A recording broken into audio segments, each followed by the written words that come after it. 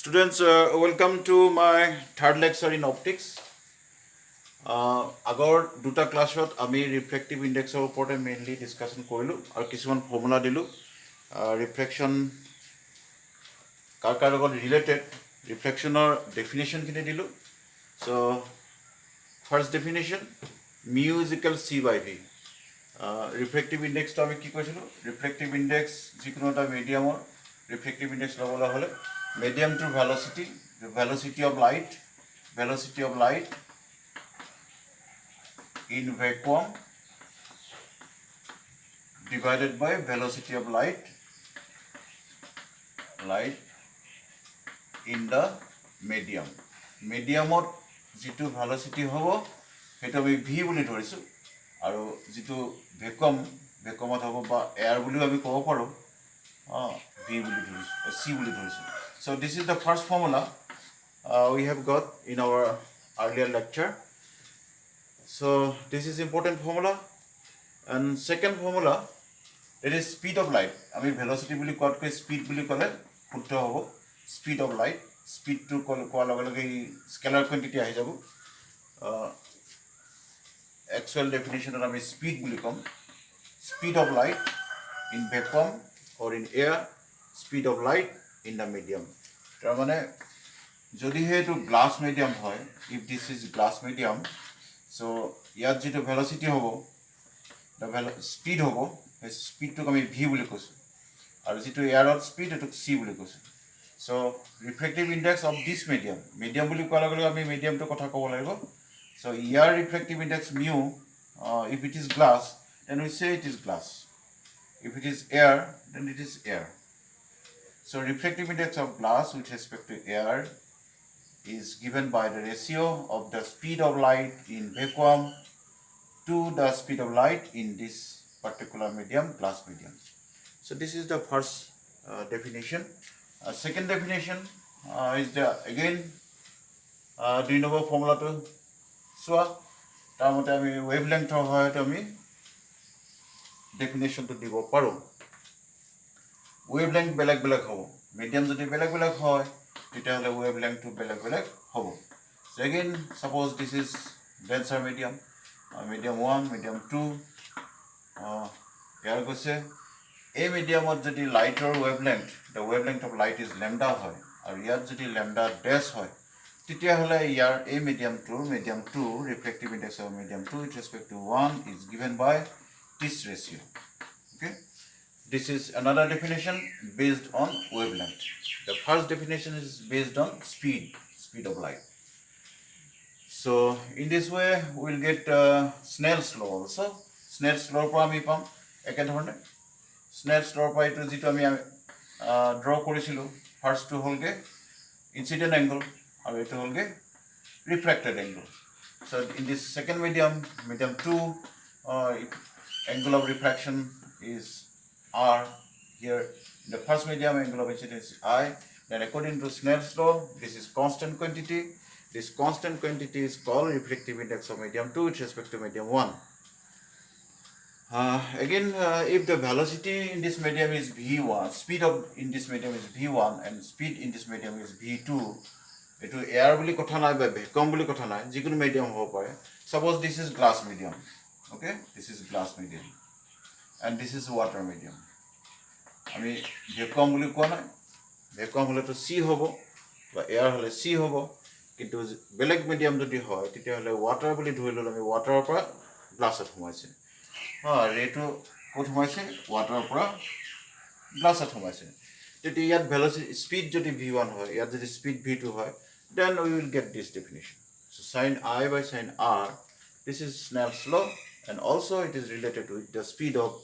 light in the first medium and speed of light in the second medium. Very simple. So ekita holge definition khini bhalke saba sale ami onko khini kobo parim. So aji mainly onko korim ketaman. We will solve 5 problems in this lecture.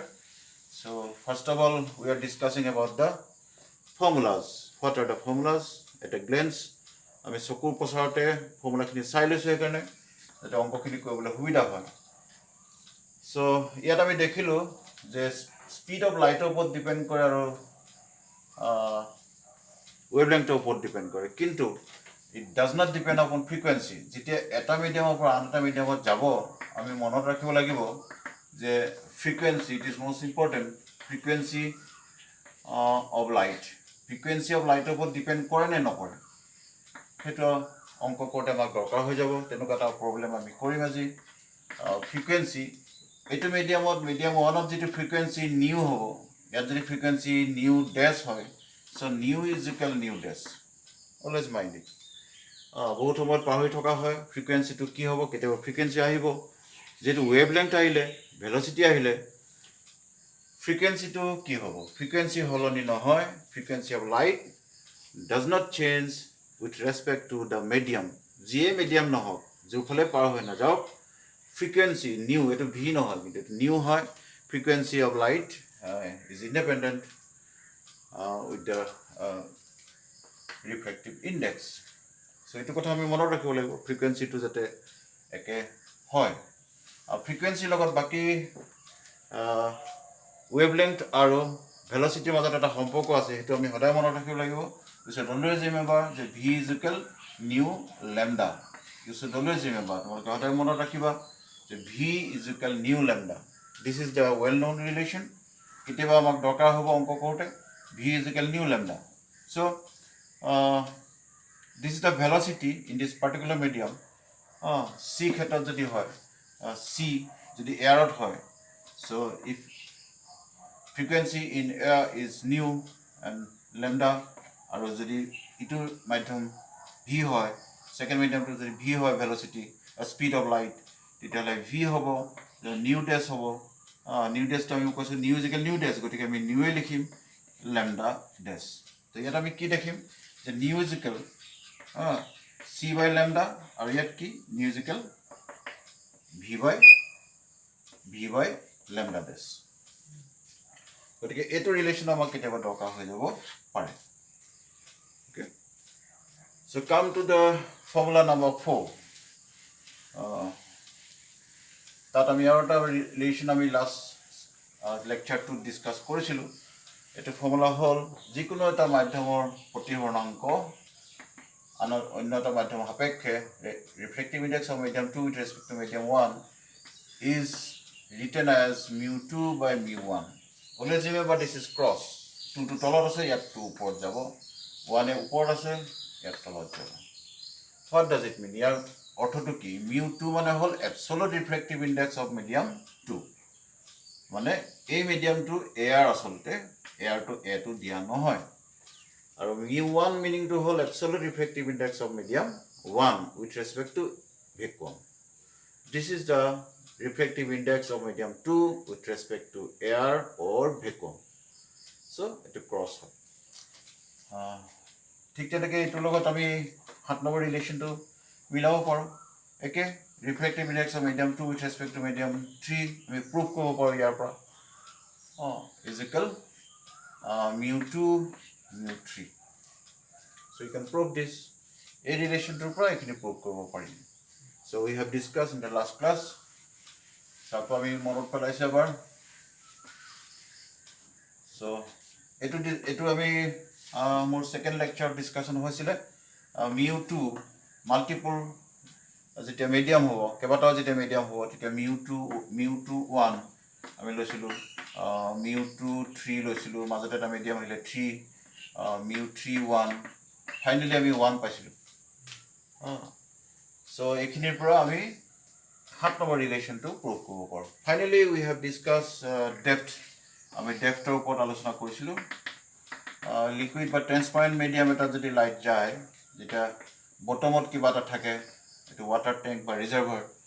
বটমত যদি থাকে, আমি এইখিনিৰ পৰা যিটো actual depth, যিটো আচল গভীৰতা,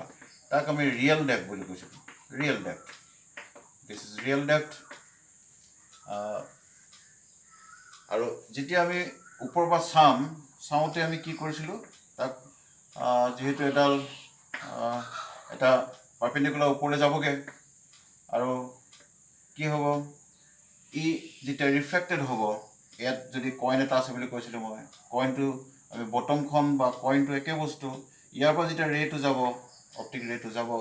ৰেটো যাওঁতে এইখিনি আমাৰ চকুটো আছে সি ৰিফ্ৰেক্টেড হ'ব ৰিফ্ৰেক্টেড হ'লে অলপমান বেন হৈ যাব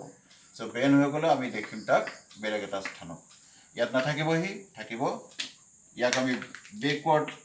ডাইৰেকশ্যনত যদি বহাই দিওঁ তেতিয়াহ'লে এই কইনটো আহি ইয়াত পাব আমি একচুৱেলি ইয়াৰ পৰাহে দেখিম ইয়াত আছে নালাগিব গতিকে আমাৰ এইটো হ'ব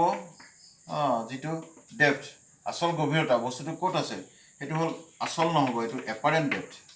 আপাত গভীৰতা আৰু যিটো প্ৰকৃততে গভীৰতা আচলতে আছে ইয়াত সেইটো ৰিয়েল ডেপ্থ আৰু এইখিনি হ'ল শ্বিফটিং কিমানখিনি ওপৰলৈ উঠি গ'ল আমাক কুৱেশ্যন সুধিব পাৰে আমাক ইহঁতৰ মাজত এটা ৰিলেশ্যন আছে ৰিলেশ্যনটো হ'ল এইটো refractive index of the medium কোনটো মিডিয়াম এই মিডিয়ামটো refractive index real depth divided by apparent depth should always remember real depth to ওপৰত থাকিব apparent depth to তলত থাকিব তেনেকুৱা যিকোনো অংক আহিলে আমি এইটো ফৰ্মুলা দি কৰিব পাৰিম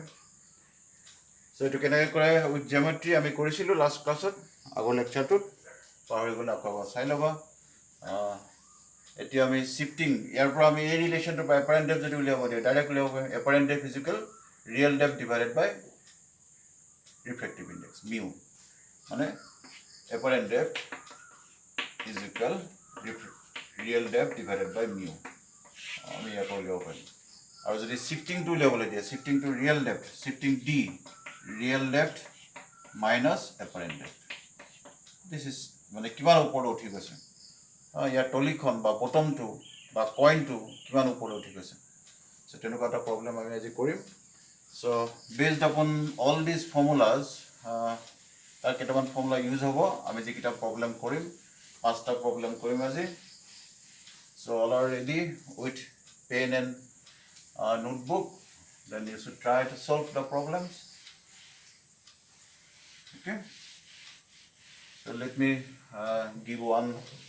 by one 5 problems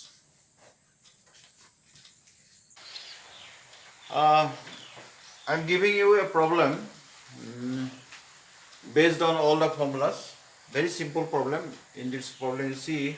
a ray of light of frequency 5 into 10 to the power 14 hertz is passed through a liquid the wavelength of light inside liquid is 450 into 10 to the power minus 9 meter calculate the refractive index of the liquid so ama ki dia ase prothomte sabo lage je frequency dia ase car frequency lighter frequency solution boli likhi loba solution boli likhi loi frequency new dia ase solution given frequency new dia ase kiman dia ase 5 into 10 to the power 14 hertz aru ki dia ase amak wavelength dia ase car wavelength lighter wavelength pot liquid wavelength dia ase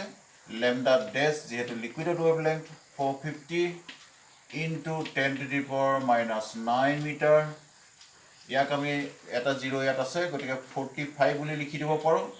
10 to the power minus 8 বুলি লিখিব পাৰো হয় জানো ইয়াত যেহেতু 0 এটা আছে so আৰু ইয়াত আমাৰ ৰিফ্ৰেক্টিভ ইনডেক্স উলিয়াবলৈ হ'লে আমি কোনটো ফৰ্মুলা ল'ব লাগিব সো আমাৰ যেহেতু আমি জানো যে refractive index is the ratio of the velocity of light in air or vacuum to the velocity of light in the medium velocity of light in the medium so ami loge jano je velocity to dia nai amak frequency aru wavelength dia ase so frequency aru wavelength duta velocity logot depend kore gotike formula to ami c is equal nu lambda dash likhibo paru jehetu ami jano je velocity is equal frequency into wavelength etu formula ami janibo lagibo etia ami ei formula to put kori dim মই তোমালোকক formula পাতি দিলো তোমালোকে যদি কৰিব বিচাৰিছা ভিডিওটো pause কৰি কৰিব পাৰা অলপ দেৰি কৰি চাব পাৰা ভিডিওটো দি আকৌ পিছত কেনেকৈ কৰিলো ফৰ্মুলাটো দিয়ে দিলো মই গোটেইখিনি ফৰ্মুলা দি দিয়াৰ পিছত বহাবহে লাগে ক্যালকুলেশনখিনি অন্তত নিজে কৰিছো okay let me give the solution by putting all the values c value to যেটো দিয়া নাই আমি জানিব লাগিব যে c is equal 3 into 10 to the power 8 metre per second C ভেলুটো কেতিয়াবা নিদিব পাৰে নিদিলে মানে আমি নিজে জানিব লাগিব সদায় মনত ৰাখিব লাগিব C is equal 3 into 10⁸ metre per second right so' নিউটো দিয়া আছে 5 into 10⁻14 আৰু লেমডা ডেছ দিয়া আছে 45 into 10⁻−8 এইখিনি ভেৰি চিম্পল কেলকুলেশ্যন তোমালোকে কৰা 3 45 কাটিলেও 15 গ'ল 15 into 5 75 so 10⁸8 -14 plus 8 নহয় জানো এইটো -14 plus 8 16 minus 14 কিমান হ'ব 2 হ'ব 8 plus 8 16 16 minus 14 2 10⁻2 meaning to whole 100 by 75 100 by 75 whole 4 by 3 to whole 1.33 approximately 1.33 so the answer is 1.33 is the answer so this is the solution very simple problem so let us proceed for second problem okay come to the next problem in this problem very interesting problem you see a light of wavelength 6000 Armstrong in air enters a medium with refractive index 1.5 generally glass ray hoy 1.5 refractive index or at a medium of light at a humaise light to air or wavelength 6000 Armstrong what will be the frequency and wavelength of light in the medium okay আমাক কি সুধিছে আৰু কি দিয়া আছে solution যিকোনো problem কৰোতে সলিউশনটো লিখি ল'ব লাগে তোমালোকে যদি নিজে কৰিব বিচাৰিছে অলপ দে ভিডিওটো চাই থাকোতে পোস্ট কৰি ল'বা পোস্ট কৰি পেলাই কোৱেশ্চনটো চাই এবাৰ নিজে সলভ কৰিবলৈ যত্ন কৰা you should try to solve yourself put off post kori laba you just pause the video and try to solve yourself okay so what are the information given to you wavelength of light lambda 6000 Armstrong okay 6000 Armstrong dia ase aru ki dia ase aru refractive index mu dia ase 1.5 so আমাক কৈছে যে লাইটটো এটা মিডিয়ামত সোমাইছে okay এটা মিডিয়ামত সোমাইছে this is having mu is equal 1.5 so এটা মিডিয়ামটো গ্লাসে হ'ব লাগিব হয় জানো সিম্পলি এটো গ্লাস হ'ব লাগিব ইয়াত wavelength lambda dash so we are asked to find out lambda dash and also we are asked to find out refractive index frequency আমাক কি লিয়াব কৈছে আমাক frequency উলিয়াব দিছে আৰু wavelength উলিয়াব দিছে frequency of light in air is nu and frequency of light in the medium is nu dash মই আগতে কৈছো যে ফৰ্মুলাখিনি কোতে কৈছিলো যে nu dash উলিয়াব দিছে nu dash to nu লগত সমান so আমি nu উলিয়ালে হৈ যাব if we find nu then nu dash kan nu হলনি নহয় refractive index to হলনি হ'ব বেলেগ মিডিয়ামত wavelength হলনি হ'ব কিন্তু নিউ ফ্ৰিকুৱেন্সি যেটো সেই ফ্ৰিকুৱেন্সিটো এয়াৰত যিমান থাকিব গ্লাছতো একে থাকিব এটা ডেফিনেটলি গ্লাছ হ'ব লাগিব কাৰণ ৰিফ্ৰেক্টিভ ইনডেক্স 1.5 হলে গ্লাছে হয় সো আমি সলভ কৰিব যত্ন কৰো প্ৰথমতে আমি চাও ল্যাম্ডা ড্যাশ কেনেকৈ উলিয়ায় ভেৰি সিম্পল ফৰ্মুলা আমি ওয়েভলেংথৰ কথা কৈছো যেটো ওয়েভলেংথ উলিয়াবলৈ হলে প্ৰথমতে আমি কি চাব লাগিব wavelength of light in air mu is equal wavelength of light in air wavelength of light in the medium so to put koi dile hoy jabo lambda dash ulai jabo lambda by mu so lambda is equal kiman 6000 Armstrong na jano আৰু এটো কিমান 1.5 okay So 1.5 meaning to whole 0.5 1.5 মানে পইণ্টটো যদি তুমি নাইকিয়া কৰিবলৈ বিচাৰা তেতিয়াহ'লে তলত কিমান হ'ব 15 ওপৰত এটা 0 বাঢ়ি যাব 4টা 0 হৈ যাব হয় জানো আনসাৰটো আৰ্মষ্ট্ৰঙতে ওলাব আৰ্মষ্ট্ৰঙতে ওলাব so 60 divided by 15 4000 Armstrong is the answer. So lambda dash is equal 4000 Armstrong. So এটা বস্তু ওলালে our wavelength of light in the medium ওলাইছে 4000 Armstrong. So আৰু এটা বস্তু উলিয়াব লাগে নিউ উলিয়াব লাগে নিউ কেনেকৈ উলিয়াম so যেহেতু নিউ ইয়াত হলনি নহয় since we know that velocity is equal new lambda dash এটা এটা ফর্মুলা আর এয়ার যদি হয় c is equal এটা নিউ dash থাকিব c is equal new lambda so আমাক নিউ আৰু নিউ dash সমান গতিকে আমি নিউ is equal এই ফৰ্মুলাটোৰ পৰা c by lambda উলিয়ালে হৈ যাব হয় জানো lambda দিয়া আছে c টো আমি জানো জানো c আমি জানো c is equal কিমান 3 into 10 to the power 8 lambda is equal কিমান 6000 Armstrong Armstrong টুক যদি আমি মই মিটাৰলৈ লৈ যাওঁ 10 to the power কি হ'ব minus 10 হয় জানো সো এখিনি ক্যালকুলেশন কৰিলে হৈ যাব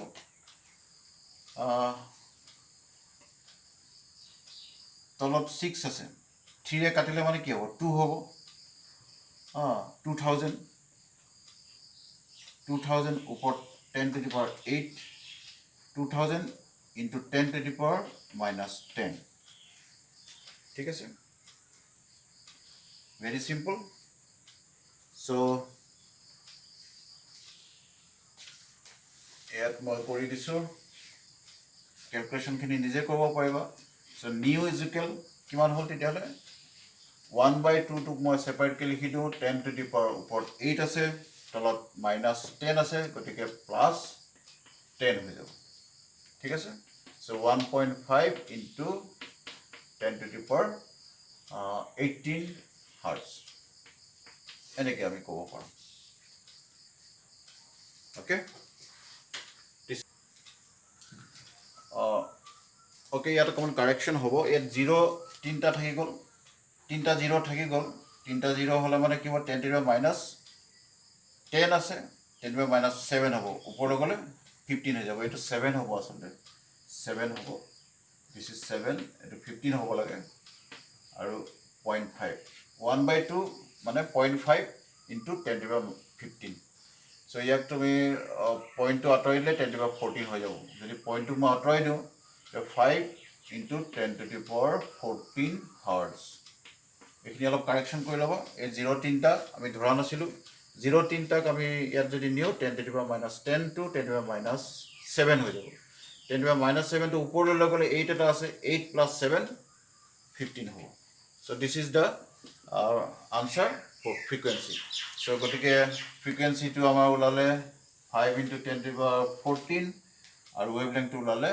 4000 Armstrong okay so let us proceed for the third problem okay problem number 3 refractive index of glass is 1.5 and that of water is 1.3 glass or refractive index dia ase water dia ase ঠিক আছে if the speed of light in water is 2.25 into 10 to the power 8 meter per second what is the speed of light in glass ঠিক আছে ইয়াত কি বস্তু দিয়া আছে solution আমি চাও refractive index of glass mu g 1.5 আৰু এটা বস্তু দিয়া আছে refractive index of water is 1.3 এটো বুজিব লাগিব যে absolute refractive index of glass আৰু absolute refractive index of water ঠিক আছে এই দুটা বস্তু দিয়া আছে আৰু এটা দিয়া আছে কি the speed of light in water is 2.25 মানে v কোড দিয়া আছে speed of light in water vw দিয়া আছে water speed দিয়া আছে কিমান 2.25 into 10 to the power 8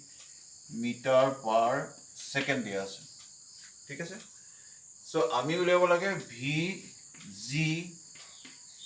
কিমান গ্লাছত স্পিড কিমান হ'ব লাইটৰ স্পিড কিমান হ'ব ওয়াটাৰ স্পিডটো দিয়া আছে গ্লাছত স্পিডটো উলিয়াব লাগে সো আমি জানো যে mu g with respect to water is equal v water v glass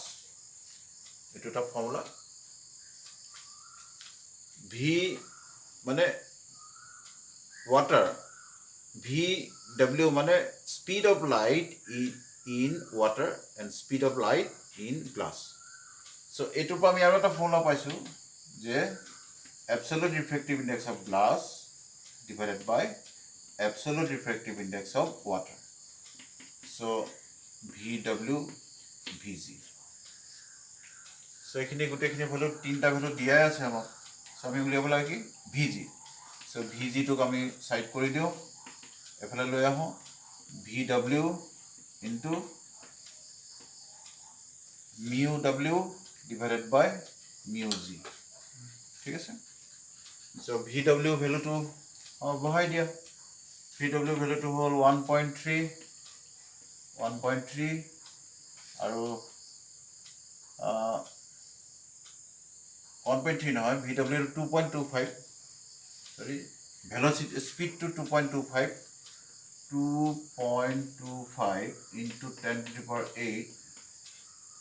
into 1.3 divided by 1.5 এখানে ক্যালকুলেশন করব লাগে কইলে মানে 1.95 into 10 to the power 8 ওলাব এটা পয়েন্ট দুটা আছে পয়েন্ট কিটা তো গুছি যাব হয় জানো সো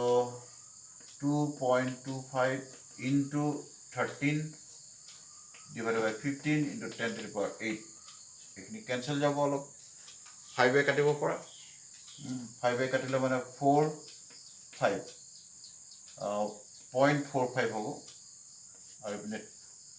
3 হ'ব হয় জানো সো 3 আকৌ কাটিলে কিমান হ'ব 15 0.15 into 13 into 10 to the power 8 meter per second so it koila answer to labo kiman 1.95 into 10 to the power 8 meter per second so this is the solution velocity of light in glass okay next question the apparent depth of an object at the bottom of tank filled with a liquid of refractive index 1.3 is 7.7 centimeter. What is the actual depth of liquid? Very simple question. Real depth, actual depth of question. Solution. Yet given ki dia ase. Koise je eta tank ase tankot eta liquid ase liquid to refractive index dia ase mu dia ase 1.3 aru depth eto hol bottom corner the tank filled with a liquid of refractiveness 1.3 the apparent depth of an object at the bottom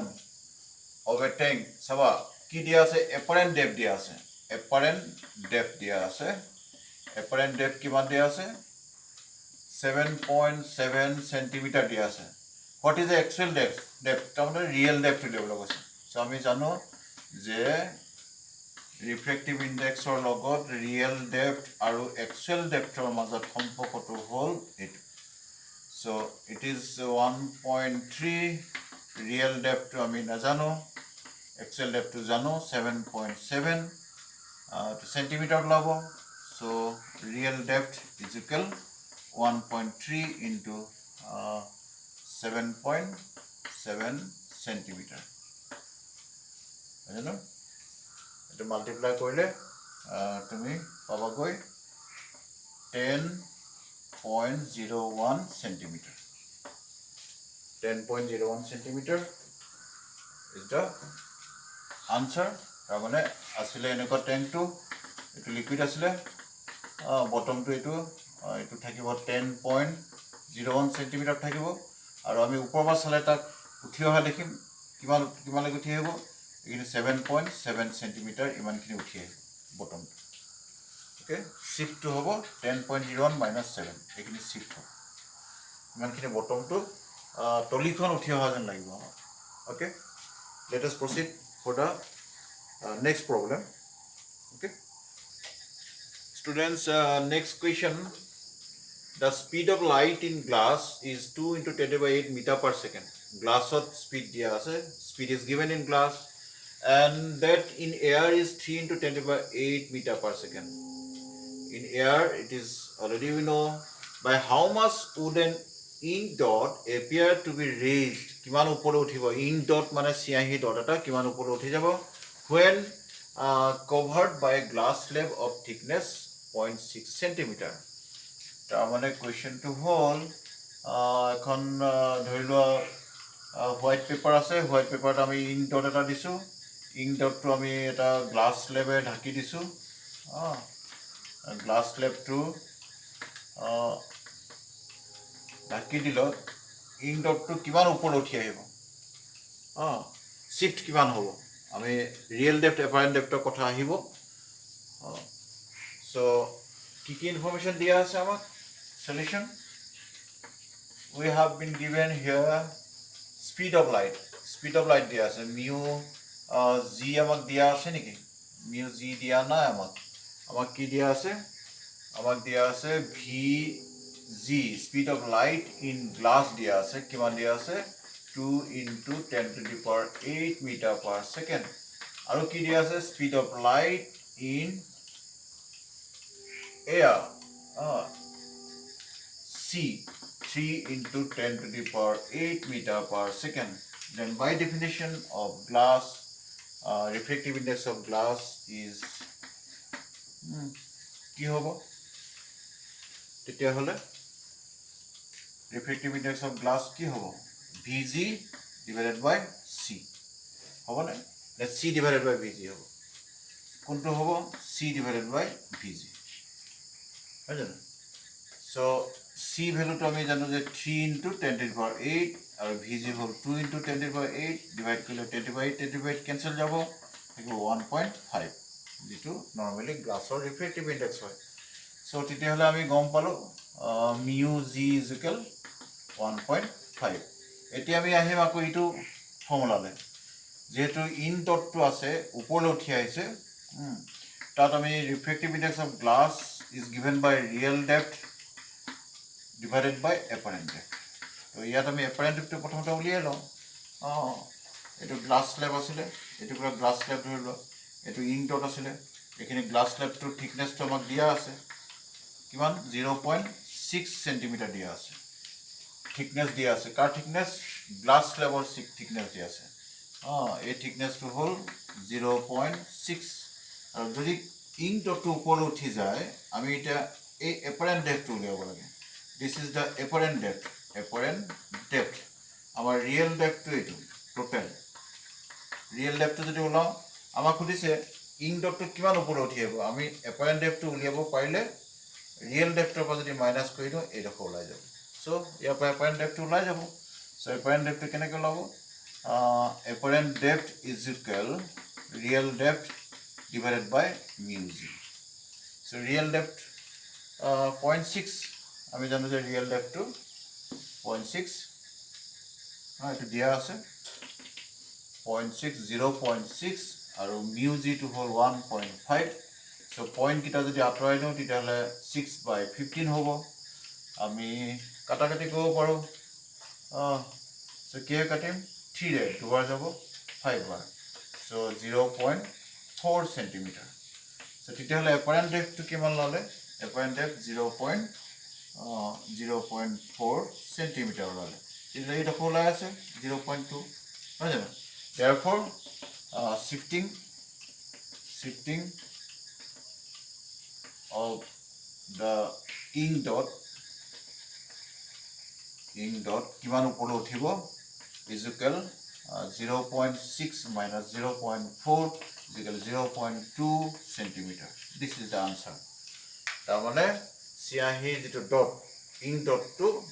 0.2 centimeter ওপৰলৈ উঠি আহিব. This is the answer. Okay, so let us proceed for the last question. আৰু এটা কৈ লওঁ আমি question. Okay students, my last question in this lecture. The speed of light in a liquid is 1.8 into 10 to the power 8 meter per second, while that in vacuum is 3 into 10 to the power 8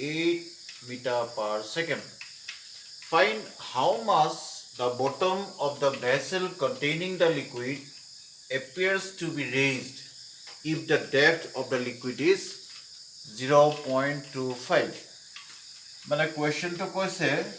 যে liquid এটা ভেসেলত আছে, ভেসেলটোত লিকুইডৰ ডেপথটো দিয়া আছে, কিমান দিয়া আছে, এটো হল real ডেপথটো দিয়া আছে, real depth is equal 0.25 metre, real depth 0.25 metre, ঠিক আছে। এটা কৈছে the speed of the light in liquidত যেটো স্পিডটো দিয়া আছে VL বুলি ধৰো আমি, VL কিমান দিয়া আছে 1.8 into 10 to the power 8 meter per second. In vacuum C 3 into 10 to the power 8 meter per second.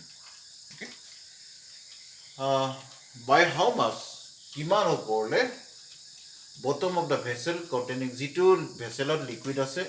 এই ভেসেলৰ বটমটো তলিখন কিমান ওপৰলৈ উঠি আহিব বুলি কৈছে, appears to be raised in যদিহে ইয়াৰ ডেপথটো 0.25 মিটাৰ হয়, এটো মিটাৰত আছে not centimeter, in meter. তাৰমানে ৰিয়েল ডেপথটো দিয়া আছে 0.25 মিটাৰ। আমি শিফটিং উলিয়াব লাগে নহয় জানো, শিফটিং ডি উলিয়াব লাগে, ৰিয়েল ডেপথ মাইনাছ এপাৰেণ্ট ডেপথ। এপাৰেণ্ট ডেপথটো কি, তলিখন ধৰি ল'লে আমি এইখিনিলৈকে উঠি আহিলে, তেতিয়া এইখিনি এপাৰেণ্ট ডেপথ হ'ব নহয় জানো, এইখিনি এপাৰেণ্ট ডেপথ হ'ব। আমি ওপৰৰ পৰা চাওঁতে তলিখন ইমান ওপৰলৈ উঠি আহিলে, তেতিয়া এইখিনি আপাত গভীৰতা হ'ব আৰু এই গোটেইডোখৰ হ'ব প্ৰকৃত গভীৰতা। চ' আমি ডি এই ডিষ্টেঞ্চটো কিমান উঠি আহিলে ওপৰলৈ সেইটো উলিয়াব লাগে, ঠিক আছে। চ' দিছ ইজ দ্য কুৱেশ্যন। আমাৰ হাতত যিখিনি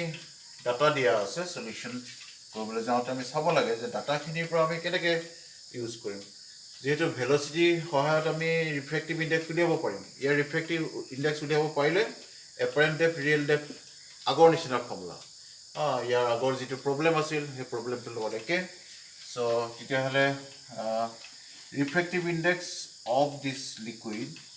mu L is equal velocity of light in vacuum, which is 3 into 10 to the power 8, and velocity of light in the liquid 1.8 into 10 to the power 8. So 10 to the power 8 10 to the power 8 cancel jabo,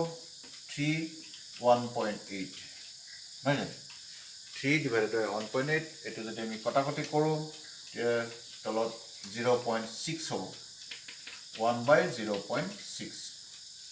So আৰু এটা formula আমি জানো যে also we know that mu L is equal to real depth divided by apparent depth. Okay, so real depth to কিমান, real depth to 0.25 আৰু apparent depth কিমান, apparent depth আমি নাজানো। So apparent depth আমি উলিয়াম। So apparent depth উলিয়াবলৈ হ'লে apparent depth is equal 0.25 mu L, mu L to divide কৰিব লাগিব, তেতিয়া apparent depth টো ওলাব। So mu L ৰ ভ্যালুটো কিমান, 1 by 0.6 mu L ৰ ভ্যালু, আৰু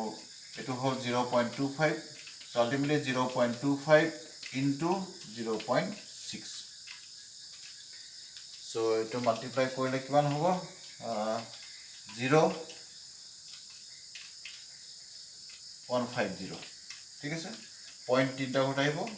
পইণ্টটো ইয়াত আহি যাব চ' 0.15 মিটাৰ হ'ল এপাৰেণ্ট ডেপ্থ তেতিয়াহ'লে শিফটিং উলিয়াব লাগে শিফটিংটো উলিয়াবলৈ হ'লে ৰিয়েল ডেপ্থ হৈছে 0.25 আৰু এপাৰেণ্ট ডেপ্থটো হ'ল 0.15 চ' আল্টিমেটলি আনচাৰটো হ'ব 0.1 মিটাৰ 0.1 মিটাৰ 0.1 মিটাৰ হ'ব answer so' this is the answer so' আমি কি ক'ব লাগিব তেতিয়াহ'লে the bottom will raise by 0.1 metre from the original position বটমটো মানে তলিখন